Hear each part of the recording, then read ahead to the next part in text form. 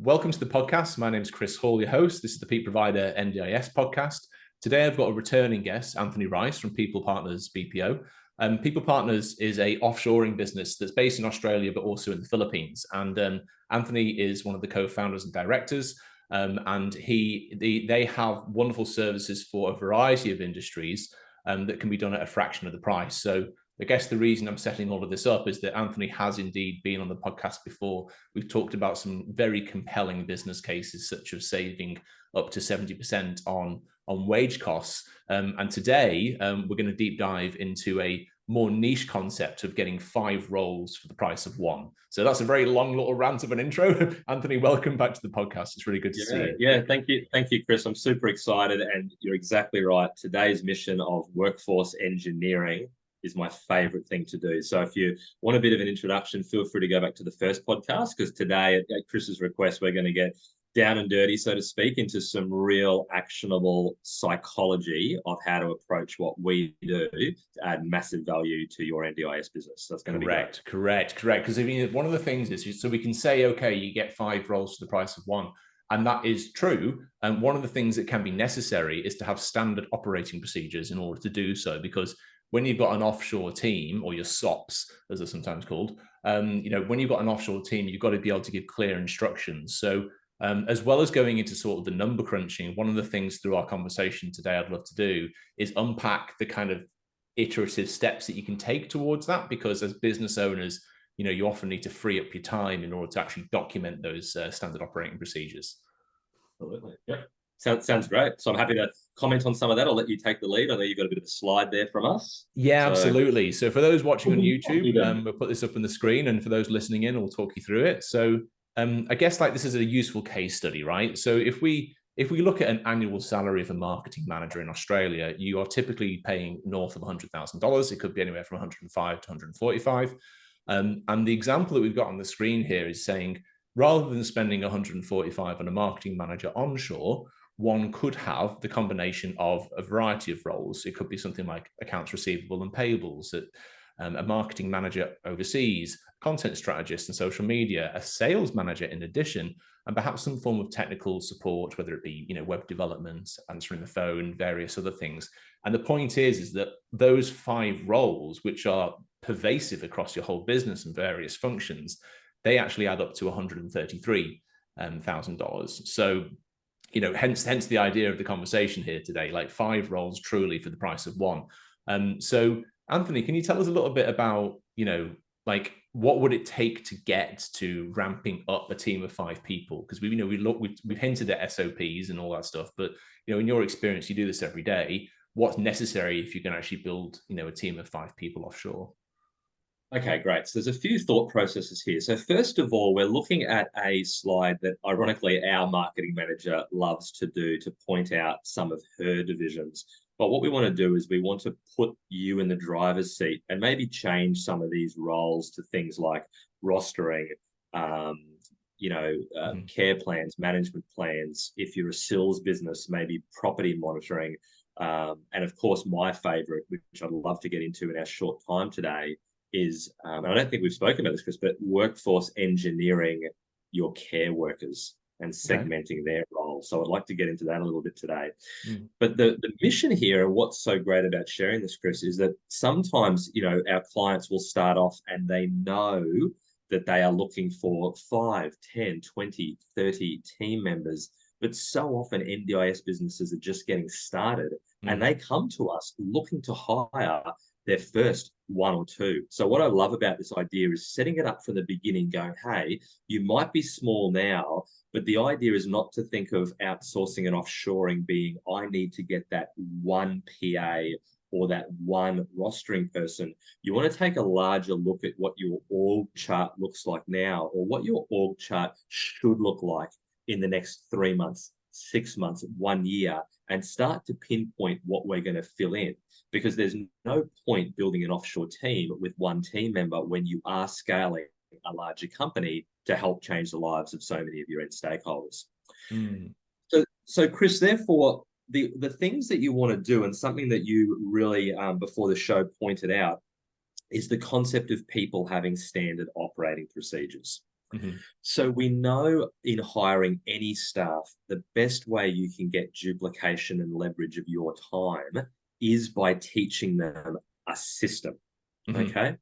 So I think, I believe sometimes the tail has to wag the dog as well. So I think on the last podcast, I made a point saying that for very methodical business leaders or business owners, yes, please have your workflows in place for any given role. But if you're someone that is a bit more dynamic, perhaps, and doesn't like the details, then sometimes you just got to go and hire your first couple of people and figure out everything else as you go. So yeah, on that, there's something I want to jump in on, because like when I see that slide, it had sales manager and marketing manager, or social media coordination, etc. I know for a fact that a lot of providers are often choosing to get their first sales or marketing person for the first time. That's often like a very common journey. And I always recommend that they have a strategy in place. And I am pitching myself here because that's literally what I do as a company. So like, if you don't have a sales and marketing strategy, people will be, they're going to aim their focus and their energy. So like, to address this, I think you're right. It is about standard operating procedures, but sometimes it's about putting a certain strategy in place first.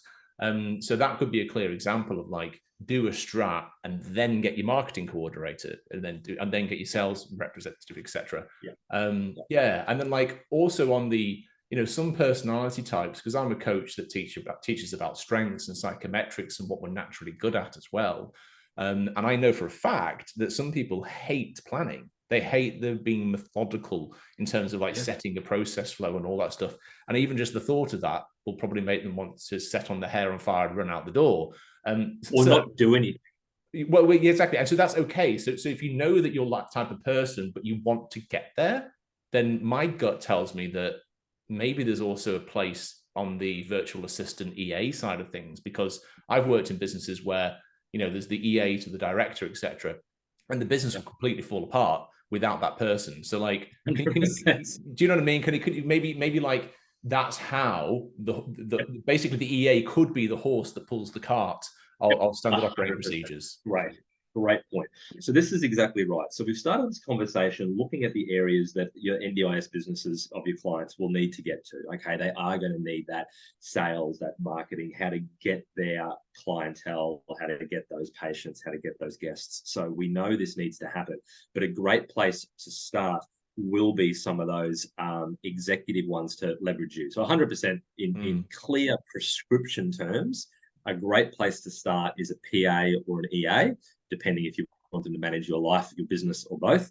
So definitely start with that. And then I would look to then say, okay, what are the lower order tasks as well? So I think last time we mentioned rostering, and ironically, after we spoke, a particular NDIS group came to us and they looked at rostering and they wanted 24/7. So for them, we're doing 3 8-hour shifts. Nice. So that they can do that.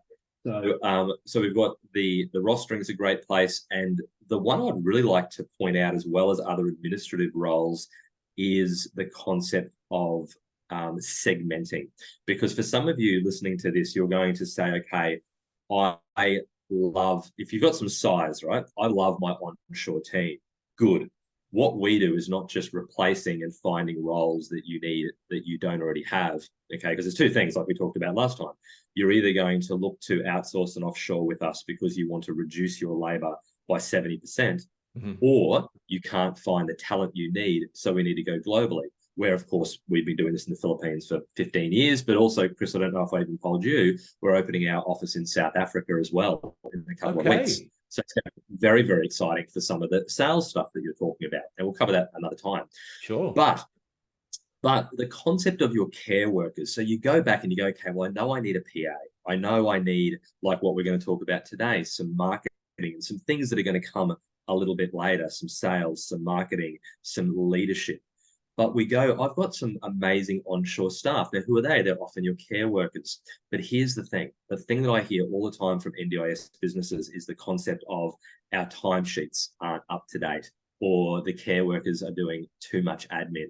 So without going too much away from that, I want to use the concept of 5 roles for the price of one, because I want to say sometimes if you are having issues trying to get more out of your care workers or to find more amazing care workers, don't find more, look to make it more fulfilling for the ones that you've got. Because if you can say, right, all the care workers are going to do is add massive value to our end stage stakeholders, but then the minute they are out of an environment in the community or at home, that is when they jump on a call or a dictation app and they speak to maybe a care coordinator.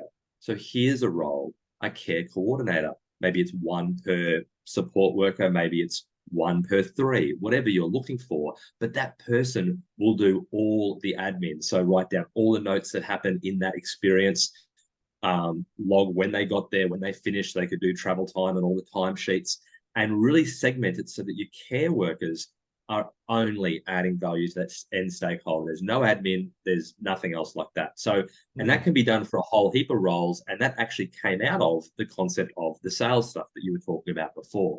So segmenting sales roles as well. Yeah, absolutely. Okay, because I think on the care coordinator thing, I think that obviously depends on the software systems that you use, but like I know for a fact from experience that there's lots of them that have got lots of manual workarounds and things that you have to, that are quite tedious to do, etc., that take lots of time. So yeah, I love that idea. If they could know that they could just contact the coordinator, the whole team, like maybe all 50 staff, for example, can just go between shifts and dictate through a voice to text or something, and then the care coordinator puts it in the rostering system or the shift notes, because we're legally obliged to do shift notes, and it actually takes quite a bit of time. So that's a really interesting idea, actually.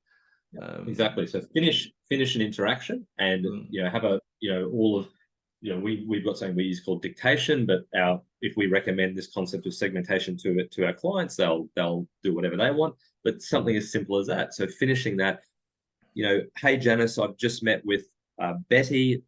This is the time I got there. This is the time I left. Betty was telling me about XYZ. She also started talking about her mother and her cousin, and that they were getting married. If you could please make a note of that. Also schedule this time, and whatever other notes need to be done. And then they just go to the next interaction with zero admin needing to be done. Really interesting. Tell us about the 24/7 thing a bit more, because I mean, again, like I've got guest blogs on this on your website, so it can be quite common that you've got the rostering manager onshore that is the primary person, but then as the business grows, they literally can't work the evening or the nighttime or the weekends, because they've got to have a rest. So I could imagine, can you tell me any practical real life experiences of, for example, let's say in Australia times, the 6 p.m. to midnight slot, have you kind of come up with these shifts where it's either evening, weekends, or in the middle of the night? Yeah, and if it's necessary, and I suppose it was just that you were so passionate about it on our last call that I and my team started just mentioning it randomly in our interactions. So subsequently, when a new client came in and they were talking about rostering, we did ask what their needs were, and they did say, and then for that particular client, they're looking at those 3 shifts. So there is the Australian shift, the UK shift, which goes to about 2 in the morning. Starts at about 4 o'clock in the afternoon till 2 in the morning, and then the what we call the upside down, or the US shift, because these are really when those markets are open, but of course they're working around the clock. So it's just like any staff. So any staff that we find, and look, that's an extreme example, because obviously hiring people to work through the night is going to be based on your needs of your company. But it does point out a really good thing, that as we look to recruit staff members for clients, we are going to ask them, when would you like to work? And whilst the most common answer will always be 8:30 to 5:30 your time. So if you're in a daylight saving zone, they'll work 8:30 to 5:30, and then when daylight saving moves, they'll move with you, and then they'll move back with you. If you're in Perth, that's Filipino time anyway. But there's occasionally some roles that you had before in the sales area where businesses might want them to maybe start at 11 o'clock and go through till 7, and that's fine. So it really is just under the banner of, when would you like your staff to work? And as long as that we know those things for those roles, we recruit accordingly. Yeah, absolutely. Right, interesting. And then if we go back to the marketing stuff for a second, another thing I'd like to point out is that, as well as having a strategy, like some pragmatic things such as having a marketing calendar So if you're going to get someone that's either the marketing manager or the social media content, graphic designer, video producer, all that jazz, I would highly recommend that you have 52 weeks of a marketing calendar scheduled out for the year ahead, so that you, as the owner, manager, etc., have decided already what should be covered. And then over time, that resource will become quite independent in terms of generating that content and just posting it to all your platforms.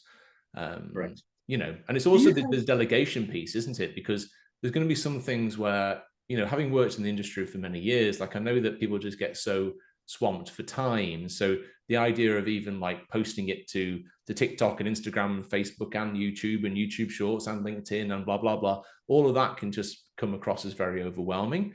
But again, if you've got that extra firepower, it's just a consistency because that's their focus. I saw when we were just chatting before the show that there's a couple of slides that you had. So not the one you had on there before, but I saw another one of mine that you flicked open and it had a whole heap of price points. Maybe you want to share that, because I'd love to speak to if that's not too much trouble. Yeah, absolutely. Let me bring that up. 1 second. So yeah, indeed, there's so many other roles that you can do. So here we go. So yeah, virtual assistant, customer rep, data entry, payroll processing. There we go. Quality assurance and compliance. I mean, that's a big one, right? Because again, regardless, people in the NDIS will sometimes have systems such as, to list a few, you might have Visual Care, NYP, Nightingale, Lumery, CareView. Like there's all these systems that are used for either support coordination or rostering, and they often have the compliance component. So if someone makes a complaint and you have to implement feedback according to the practice standards, that all needs to be administered. And again, like even the best client services managers or the best CEOs, they are just swamped. So having a resource dedicated to ensuring that always happens, it's kind of like having your own internal auditor. And as it says here on the screen, you can have that for 14,500 Australian dollars a year. Like you can't beat that. And you raise a really good point. This is why I wanted to share this, because irrespective of this, I mean, these numbers are going to move from time to time. They're going to move with the years. They're going to move with inflation. But the message is that it's roughly, it could be 80% cheaper, it could be 60. So we like to say 70. But also the fact it's just like Australia. Someone who's just straight out of university is going to be cheaper than someone who's been doing any role for 2 years, 5 years, and how confident they are. But what you were pointing out here as well, so let's say we know a new NDIS business that they're going to need help with rostering. I think segmenting the carers as well, as I talked about, and an EA or a PA. So we know that's sort of the first mover. But just to say what you were talking about, Chris, let's say that the business listening to this has a little bit of size. So they could still be small, medium, or large, but they've got some size. And therefore, the business owner is doing strategy or marketing, or they do have a marketing manager and a compliance manager, etc. So let's say they've got a little bit of size. The concept of these, again, coordinators, because I use the concept of maybe a care coordinator, but what about, as you point out, a compliance coordinator? Exactly. Or a marketing coordinator. So these are the people that will do the grunt work for the leaders, because you might be an organization, if I'm speaking directly to someone, Chris, that has those onshore capabilities already. You have Australian team members, they're great leaders. So that's good. But we know, we speak to hundreds of them, they're swamped. So let's get them a resource. Let's get your organization a resource. So they just do, with you as the owner, the top part of their role, the strategy, the guidance, the leadership. But when it comes to the grunt of compliance, the grunt of the post, the social posts, all of that, that's all done for you. And that's how we should do. So that, Chris, like as you pointed out, is a great example of workforce segmentation. Absolutely. We wrote a blog recently on your website about plan managers too. And the whole plan management model is very challenging because it's something like $104 a month per participant to process invoices. So it's like those prices haven't gone up in years. Like it's one of they often adjust the rates for support workers going out to do personal care or community access. But unfortunately, the plan management stuff hasn't changed in a while. And that's really putting plan managers in particular under a lot of squeezed pressure. So that has to be solved through technology and scale. I.e., it's never going to work as a business with just 100 participants. You have to have thousands, right? But again, no matter how good you get at technology, there's still always going to be a human interaction piece where you're approving an invoice, validating it, QA checking it, etc. So, again, as a specific reference to plan managers, I think those are great examples. I actually know I'm in conversations with a provider now that already use offshore, and there is plan management business actually. So it's interesting kind of hearing back outside of our conversations that, a lot of providers are taking the reins on that. 100%. You need to, and I just hear so often at events I'm speaking at or different engagements where I'll hear conversations taking place a little bit away from us, but I can still hear them. And, they'll make comments like, and in this case, it was about us, but they said, if you don't, it might not be next quarter, it might not be this year, but unless you use people partners, you're going to become redundant. You can't build your business the traditional way anymore. So yeah, we need to be looking at who do you need onshore? Great. Who can't you find onshore or can't afford? Then we need to help you with that. Or alternatively, and that other option is that segmenting, because I don't believe that the structure of duplication works anymore. It needs to be segmentation. Every role should have parts to it. That's how to make it efficient. Yeah, interesting. And in the last podcast, we also talked about, like, let's say you're picking your first person offshore, like that EA thing is definitely compelling.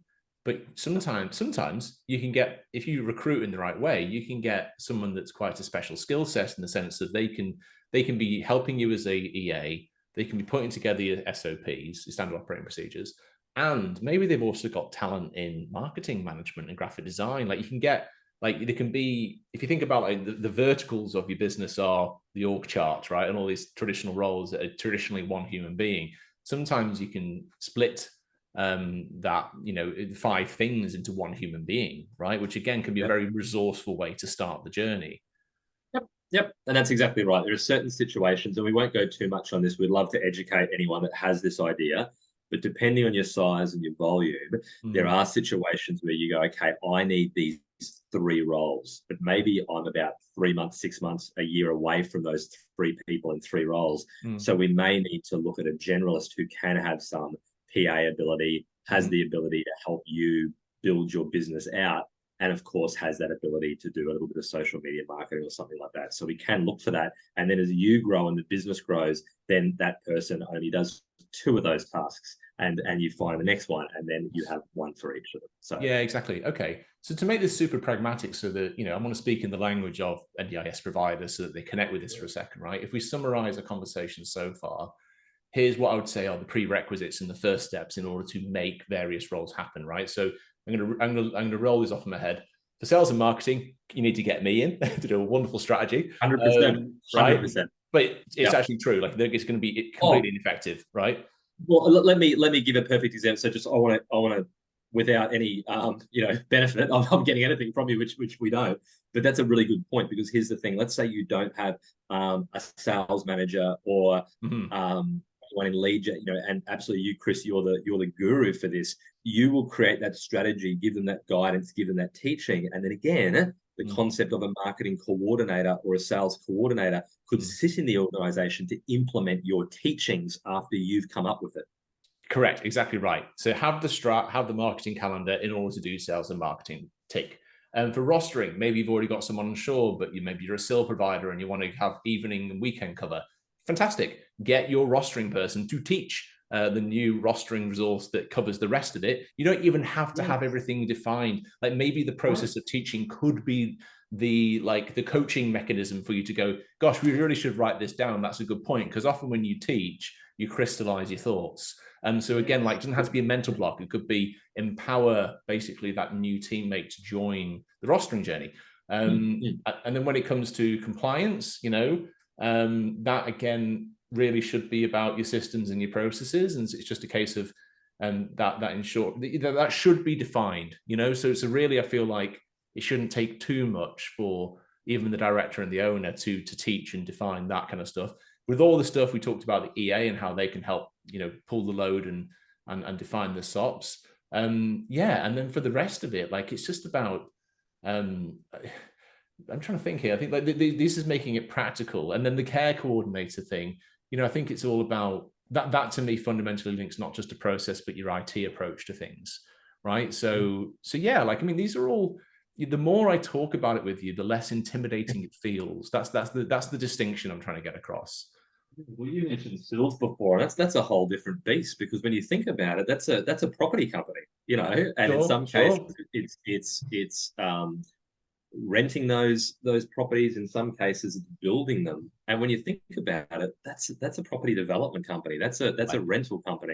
And again, they've all got workflows that need to be followed. And I guarantee you, very few of those things need to be done in person. So therefore, they are part of your offshore team, just like any other property management company we have as a client. They have people that do inspections, that need to be able to do the rental forms. If you're developing, they need to be able to do the DAs, the BAs, who's talking to the builders, all of that. So we can outsource so much of that, So it's almost like the bigger the NDIS business's challenges are, the more we can lower their labor cost. So yeah, true, exactly. And I know from experience of working in a variety of organizations that often when it comes to SIL or even SDA, like there's things that fall by the wayside that really can't. So things like you're meant to be doing a condition report, you're meant to be doing your safety electrical tags, every year and all that jazz. And if you want to organize the plumber to come round or the electrician to come round, it all just takes time. And there's Correct. no reason why that can't be done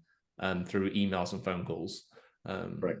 Yeah, interesting. And then I suppose the macro point I want to talk about, and this I can again speak from experience because I work with people that are sometimes starting out, sometimes they're going from up to the first 4 or 5 million. So I'd call that the small to mediums, right?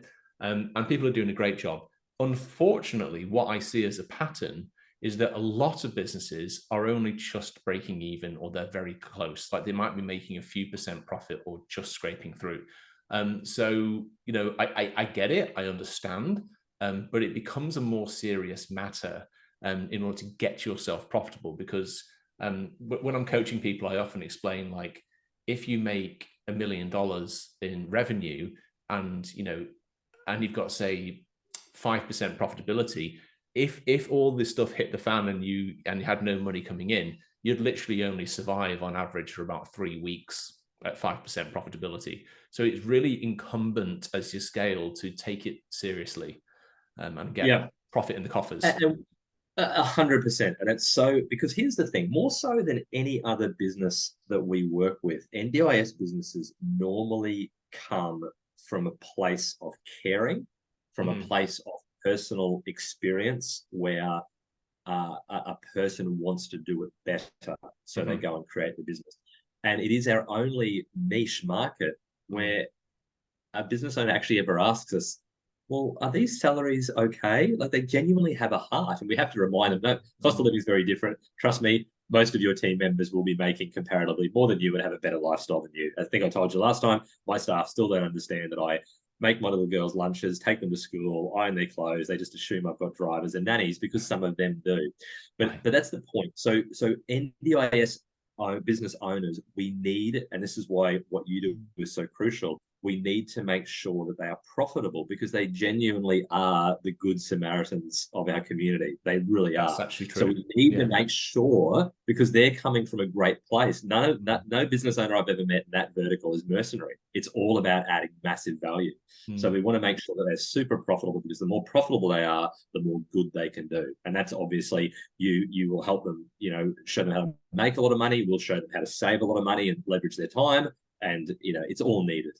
So. Profitability is oxygen, right? It's the war chest for when things go wrong, and it's oxygen for growth and thriving so that you can put it towards the purpose. I mean, let me just again paint an example for the benefit of the audience here for a second. Like, if you think about, say, now the new price guide just came out, it's about $65 to go out and do personal care activities or community access. Typically, one will pay a support worker roughly about 60% of what you're grossing.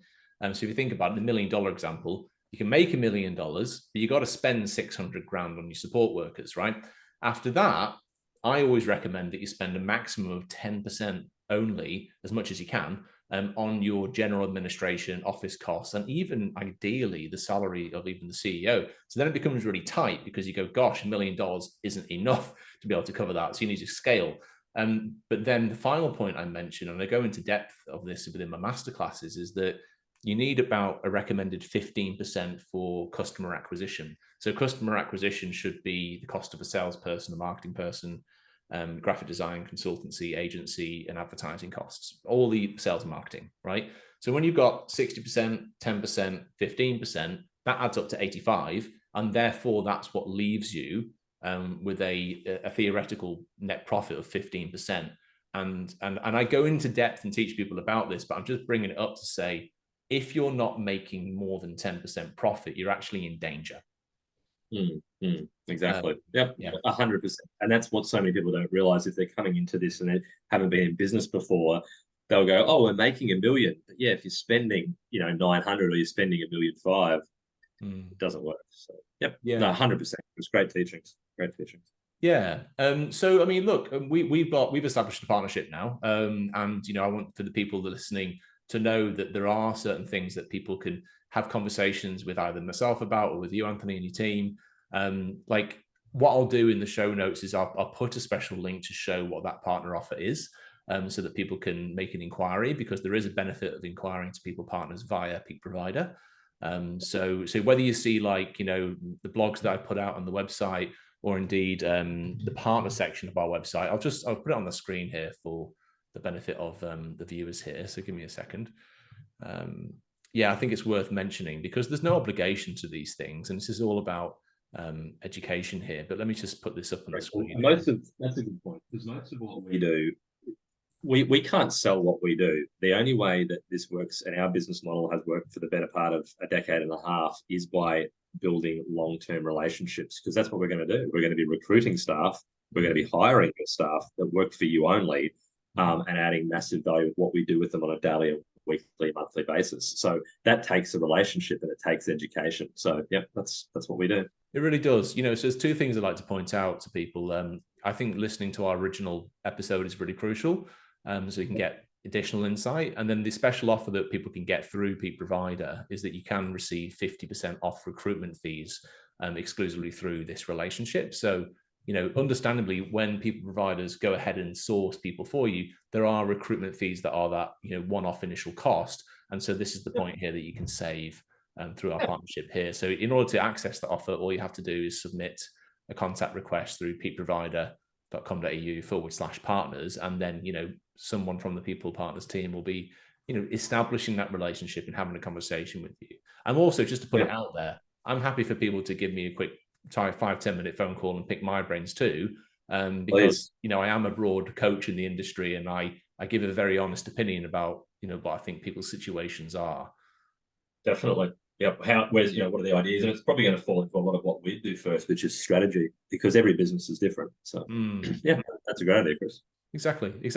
Well, listen, Anthony, we'll keep this one short and sweet. I think we've done a really good job of showing a journey of what it takes to, say, build a team of 5 people, right? But to me, it's not intimidating. It's exciting, and there's some very good reasons to consider it. Exactly. And don't get worried about 5 to 10 people. We have clients all the time with 30 to 50 that come to us and go, we need to turn an organization upside down. So we love workforce engineering with all the 5s, 10s, and 30s, but we absolutely love taking people on their first journey and getting you that first EA or that first person with plan management or rostering. So happy to start wherever the client, the business needs us to start. That's really good to know you do the whole range of the scale. Well, brilliant. Well, Anthony Rice from People Partners, it's been a pleasure, sir. Really good to catch up as always. And my name's Chris Hall. This is Peak Provider. If you're ever looking to scale your business through sales and marketing, I'm your man. Give us a call. And Anthony, I look forward to having you on very soon for another episode. I'd love that, Chris. Thank you very much. Thank you, everyone. Have a lovely day. Cheers.